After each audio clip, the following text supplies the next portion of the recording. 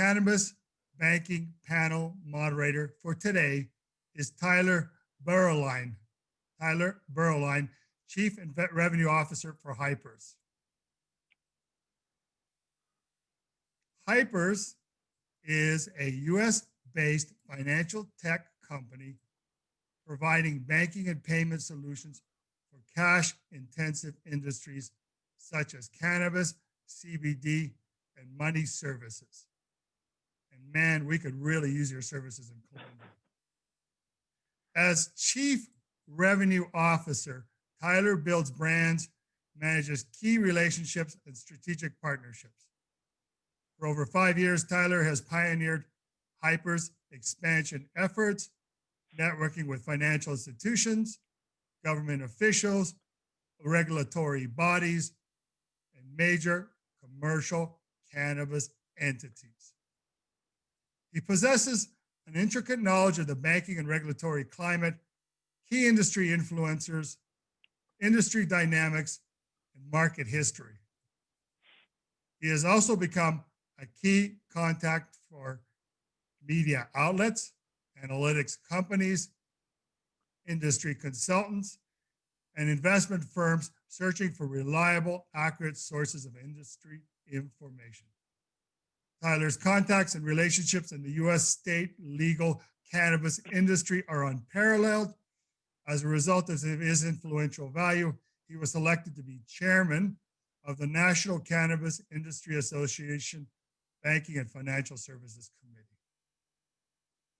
He's also a member of the Forbes Business Development Council, frequently publishing articles about the banking and payment environment in the cannabis sector. And yes, I've read some of your articles. Great content. And Tyler founded and managed a large beverage company prior to joining the Hyper team and was a professional athlete in New York Mets Association. Imagine all of that in a professional athlete too. God, Tyler, if I was a female, I would want to have your baby. So without further ado, Mr. Tyler Burrowline, please take it away.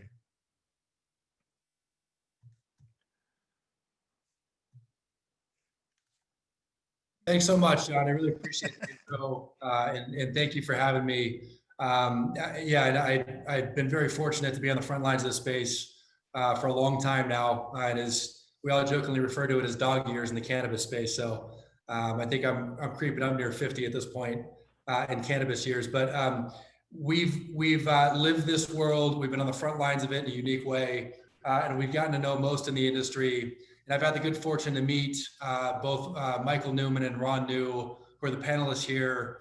I think they've done some really innovative things for the industry, and very excited to interview them and let them share how they're doing what they're doing and kind of where they're going and how that's going to benefit the industry. So Michael and Ron, if you'd like to introduce yourselves real quick, I think that'd be great background. And Michael, you're muted.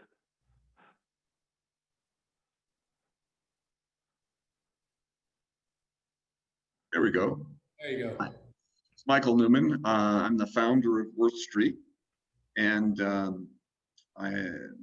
very brief history because we don't have a lot of time, but I had an idea of a way where smaller banks that were serving the cannabis industry could expand their ability to accept deposits without creating additional risk to them or risk to the financial system. So I partnered up with a bank, actually through one of Tyler's introductions.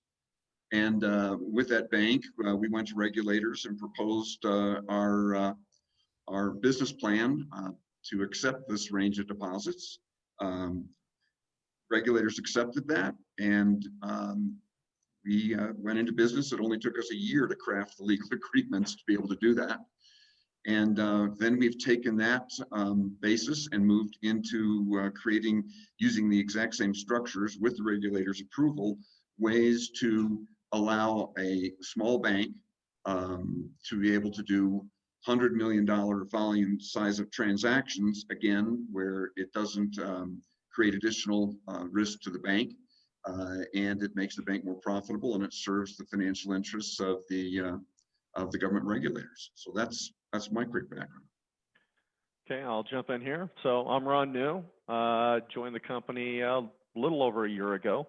Career background in capital markets, embarrassing to say, over 25 years. Coming over to Worth Street, I would describe Worth Street, we are creative problem solvers. And listening to the prior speakers and looking at the chat, there's a lot of conversation about the role of passion in this industry. And that's what makes it fun to be involved in. We're passionate problem solvers, and our background is finance. So we saw cannabis as an opportunity to put those problem solving skills to work and address those friction points, first with a scalable banking solution. And then we've pivoted over, and we've been, the bigger challenge has been addressing how to get lending into the cannabis industry, because the same problems that impact banking are very similar to the same problems that impact lending. So when I think about who Worth Street is, I look at a comparison to Silicon Valley Bank. If you're in the tech space, you've probably heard of them. They were founded in the 80s. Their role first was to gather the deposits of all the tech firms that were getting funding from the VC and the private equity space, and then they started creating additional solutions to service that space. That's what we've been doing at Worth Street. It's great. So guys, I know that this has been mentioned previously on this webinar, and I guess we'll just hop right into it. What have been the biggest hindrances to banking in the cannabis industry? Ron, let me take this and turn it over to you right after. I date back into this industry as a user in college in the 1970s. My favorite product was Jamaican Blue Mountain Ganja, and I was following after what Robert Mitchum had done, which is enjoying doobies throughout Hollywood. You could have a press agent get you out of trouble back then until Richard Nixon came along. Richard Nixon made cannabis a Class 1 substance, and it wasn't because he was particularly against cannabis, but he wanted to use it as a way to bring felony charges against Vietnam War protesters. So it's with that cannabis prohibition perspective that we've all operated, and this has begun to change with the expansion of statewide cannabis legality, and I guess we're now in 36 states. But that still leaves this stigma or a taint with regard to banking, because the problem is that the heart behind banking has to be its board of directors and how it serves its clients, and they have to make sure that they're not exposed to BSA and AML, this Bank Secrecy Act, and any money laundering screening issues relative to all the deposits that are coming into their banks, and they have to be concerned also about having too high levels of deposits in that industry. If something goes sideways, the banks are severely penalized, but so are the actual board of directors members of the banks. So they're very loath to take on too much risk. So that's been the heart of the problem in banking, and that's why it's been basically focused largely on credit unions and state chartered banks. Yeah, I'll interject.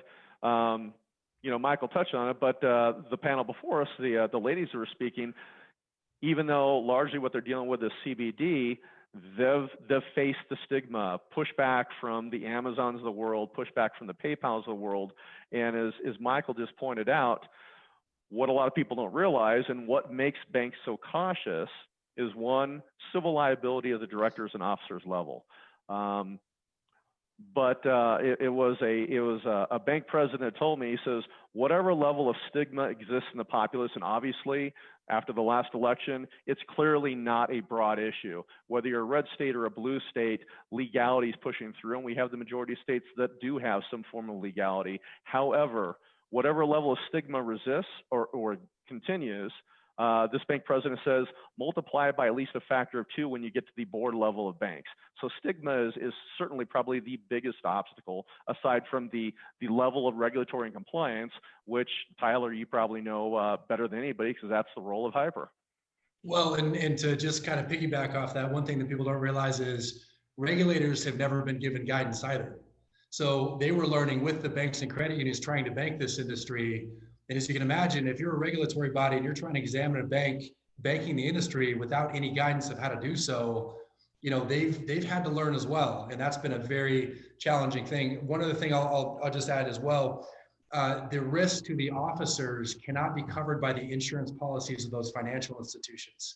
So if I'm a chief compliance officer and I do something wrong and a civil money penalty is imposed on me personally, there's no, that's something I have to deal with outside of the insurance policy. So guys, that being said, what are the challenges of banking and lending in the cannabis industry?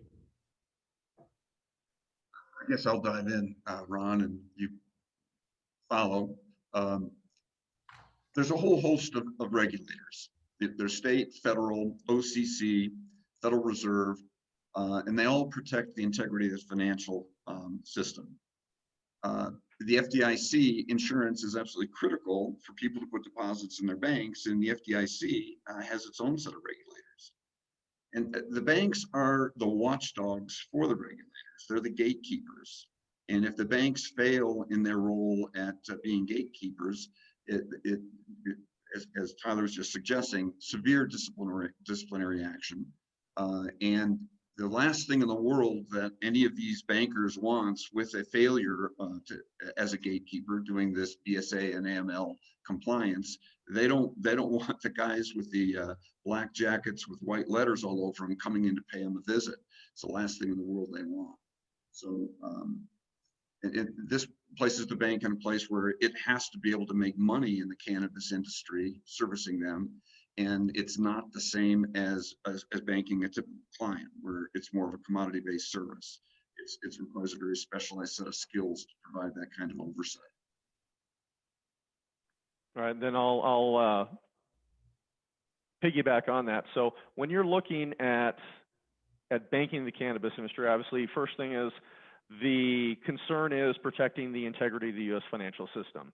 And because there's such a high level of cash that goes through the cannabis industry, and Tyler, you might be able to interject here. I know Hyper's done some research that shows that even once we get to the point where you don't have to do an end around to use a credit card, there's still going to be a high percentage of people that are going to prefer to pay with cash.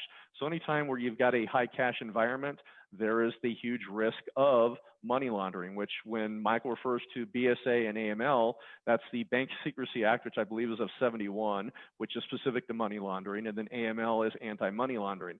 That's the role of the bank in terms of protecting the financial system. So the desire is to make sure all funds moving back and forth are subject to screening. When it comes to lending, then you have a whole other host of issues, because taking deposits is probably, as long as you've got that BSA AML component, that's a manageable thing as long as your volume's not too high. If your volume starts to get higher, well, then there's the greater risk of mistakes. And then it goes back to what Tyler is saying, the errors and omissions policy at a bank for their directors and officers does not cover the civil penalties they could be subject to. That's why banks are so reticent to do this. And this is why, even if we get to a point of legality, the compliance and regulatory burden is going to still be there. When it comes to lending to the industry, well, then there's a whole other set of issues there, because now the bank's not just taking the deposits. Banks, theoretically, the ones that have a dedicated program arguably could be making loans, and probably more of them should. But because we're dealing with state chartered financial institutions, because we're dealing with a piecemeal deconstruction of prohibition, it's state by state, and that's why you're only dealing with state chartered financial institutions, they tend to be smaller in size, which means the loans that they can potentially make are not that large. You're probably looking at ideally a sweet spot of around $2 million to $5 million per loan. When a grow costs $10 million or more, that doesn't really work. And then there's the whole issue of the fact that while this is a very rapidly growing and fragmented industry, it is an industry where a lot of the players out there aren't really making that much money. And we could, you could do a whole other panel on the issues, 280E and what have you. So then you get into the underwriting characteristics, and I'll turn it over to either Tyler if you have another question, or Michael if you wanted to address how we've approached the issue of lending. Yeah, just a couple of things, Ron, and then I think we'll pivot to another question. The industry needs to realize that there are a myriad of industries that dwarf cannabis from a volume perspective that have been shut out of the banking system because they're cash intensive by nature. And so this is not, as much as it is a federal illegality problem, it's also just as much a cash intensive business problem, and that will not change upon federal legality. Two other things real quick. The SAFE Act will not bring the branded card networks into this space, contrary to what's stated in the media in many cases. So it doesn't change the federal legal status of the product. The branded card networks will not enter until this is federally legal, period, end of story. So those are all things that, again, I think it's important for the industry to understand. So next question, who's really banking the industry? I mean, we see the FinCEN reports. I see stories all the time that there's 700 plus institutions banking this. And of those institutions, can they provide a full suite of products to the cannabis industry that's going to help them succeed? I'll start off, Ron, and then dive in. Less than 10% of those banks that are filing suspicious activity reports, which they have to file periodically to the U.S. Treasury, are actually full service cannabis banks. A lot of the suspicious activity reports that are filed in the banking systems are letting the Treasury know that the bank has become aware that there are cannabis businesses that are trying to run deposits to their bank, and the bank is not really focused on being a full service cannabis banking provider. You really need, in order to be one of those banks, you need to make use of the suite of services that somebody like Hyper provides. To successfully do it, you need fintech and regtech software platforms to provide the granularity that, believe it or not, the regulators are now seeking. You used to be able to do this with manual systems, but as this whole business has gone multi-state, it's not possible to be able to do this anymore the old mom and pop way in the community banks manually. So you need to validate every customer, you need to track cash transactions, you have to provide accountability for every dollar in or out of the MRB bank's deposit account. And that gets right into the next realm that Tyler was talking about, and that is how do you do debit card type payments that banks want to be able to do, because they want to take cash out of the system. They very much want to move towards a system where you can use some form of a smart app and a cell phone to be able to validate the customer and then move the money directly from that customer's account into the MRB bank's merchant account through a processing system. And that's what one of the solutions that Hyper does provide. So that's the basic oversight in terms of the volume of banking in the cannabis industry. It's, even though it seems like everybody's banked for the most part today, it's not something that's necessarily easy to do. Yeah, and I'll just jump in there. So when you're looking at who's banking it, again, you're dealing with state chartered institutions, which your banks, think of a community bank or a credit union. They tend to be smaller in size. Typically, on a quarterly basis, you'll see roughly 700 institutions that are filing those suspicious activity reports. As Michael said, the belief of those in the know is that there's probably fewer than 10%. So out of the entire country, you probably have fewer than 100 banks that are actively banking this, that actually have a program. Then when it comes to lending, well, then that becomes a whole other issue, because then you get into the whole thing of what do banks like to do? They don't like to make risky loans. To bank an industry, to lend to an industry, you have to understand the industry, you have to understand the culture, you have to understand the users, and frankly, the majority of banks don't really grasp that. They're still in a learning process, and they're still trying to get comfortable just with the idea of taking deposits. So what we've done in terms of trying to address that issue, we created what's called an institutionally funded direct lending vehicle. And frankly, that's what we're in the process of securing funding for. So we look at things on a cash flow basis. We look at the companies that have good management. We look at the companies that are profitable, that have free cash flow. We underwrite based off of that. And then we turn around and we try to size that loan out. And most importantly is we have a partner bank. We have what we've called a reciprocal service agreement. Michael and the lawyer spent the better part of a year working on that. It sounds easy, but it was a highly complex document that had to be put together. But we've done that and inserted a bank into our direct lending facility so that the issues that are of concern to the regulators is protecting the integrity of the U.S. financial system. So we have a bank that's acting as our servicer and administrator that is watching and doing those BSA, AML duties back and forth. And they've also incorporated the Hyper platform to give them the ability to do it at scale. That's great, Ron. And I guess you kind of touched on it, but Gentlemen, 5 minutes. yeah, how do you lend to the industry? Okay, if you're not a bank, and is there a better way today? I mean, can you talk about kind of the differences? And I know many of these guys have gone out; they've had to take loans out with private money lenders to buy property. You know, it 20% interest only rates because they had to own the property to operate in it. And what many people don't realize is if I'm a cannabis operator and I go to lease a retail location in a limited license market, but the owner of that retail location has a bank note on that property, there is language in that bank note that prohibits him from leasing to a federally illegal operator. So as the liquidity markets dried up, many of these MSOs have frantically been looking for cheaper money. So if you could just talk about, again, specifically the product and how you guys are doing what you're doing, I think it'd be very valuable. I'll start out, Ron, and then maybe you can dive into the capital market side of this. There have been various sources of funding the cannabis industry, which we've all observed over the last couple of years.